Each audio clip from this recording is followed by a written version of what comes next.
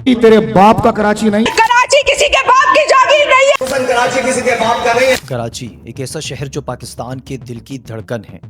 ये वो शहर है जो पूरे मुल्क को रोज़गार देता है, लेकिन खुद अपने लोगों को इंसाफ, सहूलतें और सुकून नहीं दे पाता। सवाल आज भी वही है, कराची किसका?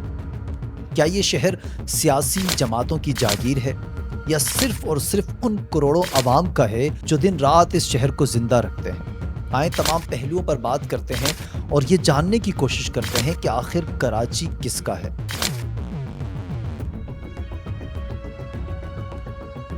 अस्सलाम वालेकुम, आप देख रहे हैं हक टाइम और मैं हूँ काशिफ रज़ा।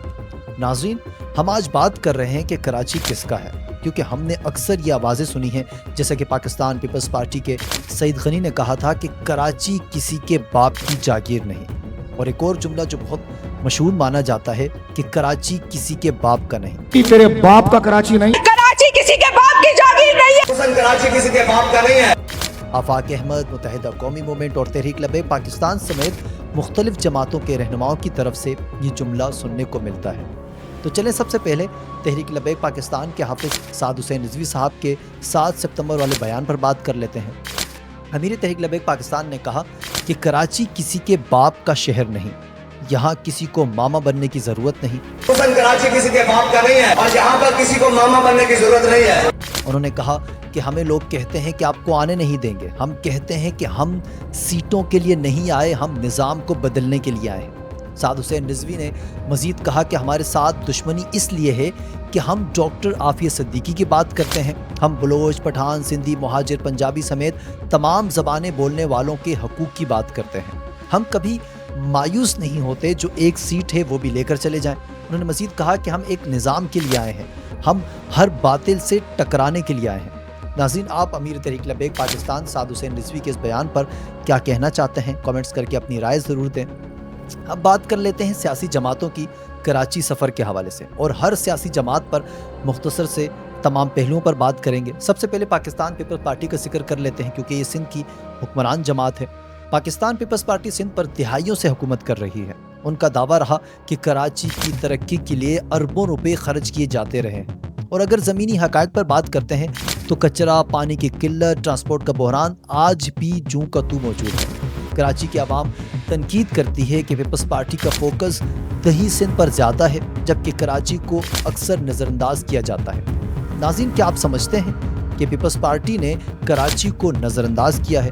अब आते हैं इस शहर की सबसे बड़ी दावेदार जमात यानी कि मुत्तहिदा कौमी मूवमेंट पाकिस्तान की तरफ। 80 और 90 की दिहाई में MQM कराची की सबसे बड़ी सियासी कुव्वत बनकर सामने आई। अल्ताफ़ हुसैन के नारे ने इस शहर को एक नए दौर में पहुंचा दिया। कराची हमारा है, हक दो कराची को जैसे नारों ने आवाम को बहुत मुतासिर किया, और आवाम चौक दर चौक इस जमात के साथ जुड़ते चले गए। मुत्तहिदा कौमी मूवमेंट ने आवाम को रोज़गार, कोटा सिस्टम के ख़िलाफ़ आवाज़ और शहरी हकूक़ का शऊर दिया, मगर वक्त के साथ साथ इस जमात में सियासी इंतशार, लिसानी फसादात, इल्ज़ाम तराशी, भत्ताखोरी और तशद्दुद की सियासत भी परवान चढ़ती रही, और उसका नुकसान ये हुआ कि आज MQM कई धड़ों में बढ़ चुकी है और उनके लिए अपनी साख भी बचाना लगभग नामुमकिन दिखाई देता है। और अब जब MQM के धड़ों की बात निकल पड़ी है तो यहाँ आफाक अहमद और उनकी मुहाजिर कौमी मूवमेंट का जिक्र भी करते चले। आफाक अहमद ने MQM अल्ताफ़ हुसैन के मुकाबले में मुहाजिर कौमी मूवमेंट बनाई और मौक़िफ़ अपनाया कि कराची किसी के बाप की जागीर नहीं।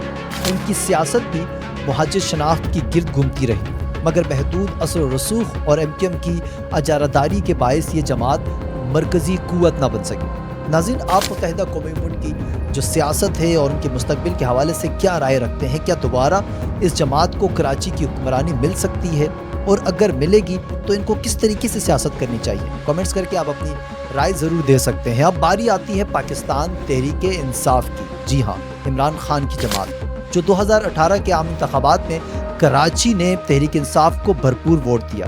इमरान खान से उम्मीदें वाबस्ता थीं कि नए पाकिस्तान में कराची को बेहतर बनाया जाएगा, लेकिन बल्दियाती निज़ाम में कोई बड़ी तब्दीली सामने ना आ सकी। वफाक और सूबाई हुकूमत की कशमकश ने शहर को तरक्की से महरूम रखा और बहुत दूर रखा।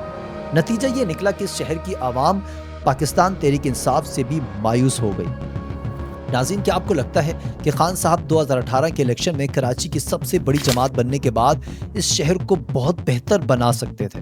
कमेंट्स करके आप अपनी राय ज़रूर दे सकते हैं। और अब बारी आती है जमात इस्लामी की, यानी हाफिज़ नईम रहमान की जमात, क्योंकि अब जमात इस्लामी को सिर्फ हाफिज़ नईम रहमान के चेहरे से ही पहचाना जाता है और उसकी बहुत सी दीगर वजूहात भी हैं। तो चले सबसे पहले जमात इस्लामी के माजी में आपको ले जाते हैं।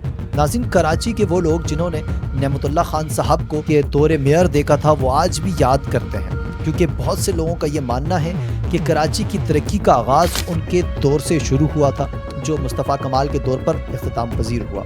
हालिया बल्दियाती इंतखाबात में हाफिज़ नईम रहमान ने शहर के मसाइल पर भरपूर आवाज़ बुलंद की। उनकी तरजीहात में शामिल था ट्रांसपोर्ट, पानी, बिजली और कचरे जैसे मसाइल, और मुत्तहिदा के बाइकआउट करने के बाद वो इस शहर की सबसे बड़ी जमात बनकर सामने आई। और मेयर भी उनका बन सकता था, मगर पाकिस्तान पीपल्स पार्टी ने यहाँ भी अपनी सियासत का जलवा दिखाते हुए अपना मेयर यानी कि मुर्तज़ा वहाब साहब को सामने ले आया। अब ये तो पाकिस्तान की सियासत है और यहाँ इस तरह के चमत्कार अक्सर औकात हमें देखने को मिलते हैं, चाहे वो सेनेट के इंतखाबात हों या फिर कराची का बल्दियाती इंतखाबात। तो अब बात कर लेते हैं तहरीक लब्बैक पाकिस्तान की। टीएलपी ने बहुत मुख्तसर वक्त में कराची जैसे बड़े शहर में बहुत कामयाबी के साथ वो सामने आई। और अगर बात करें बल्दियाती इंतखाबात या फिर आम इंतखाबात की, तो टीएलपी को बहुत बड़ी तादाद में यहाँ से वोट पड़े और उनका वोट बैंक बहुत तेज़ी से बढ़ा। और नौजवानों में यहाँ कुछ लोग तहरीक लब्बैक पर बेइंतहा एतमाद भी करते हैं, तो वहीं कुछ हलकों से ये आवाज़ें भी बुलंद होती हैं कि क्या टीएलपी मसाइल का अमली हल दे पाएगी या सिर्फ एहतजाज की सियासत तक महदूद रहेगी। नाज़रीन, आपको क्या लगता है कि अगर टीएलपी को इक़्तिदार मिल जाता है तो वो आवाम के साथ इंसाफ कर पाएंगी, आवाम की उम्मीदों पर पूरा उतरेंगी?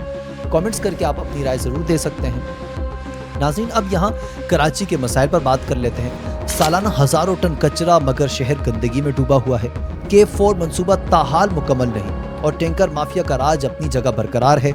लोड शेडिंग, ओवर बिलिंग से आवाम बेबस, मगर हुक्मरान यहाँ खामोश दिखाई देते हैं। मामूली सी बारिश में शहर डूब जाता है। गैर मंसूबा बंद आबादियाँ और कब्जा माफिया भी इस शहर को लूटने में मसरूफ़ है। स्ट्रीट क्राइम्स का मामूल बन चुका है।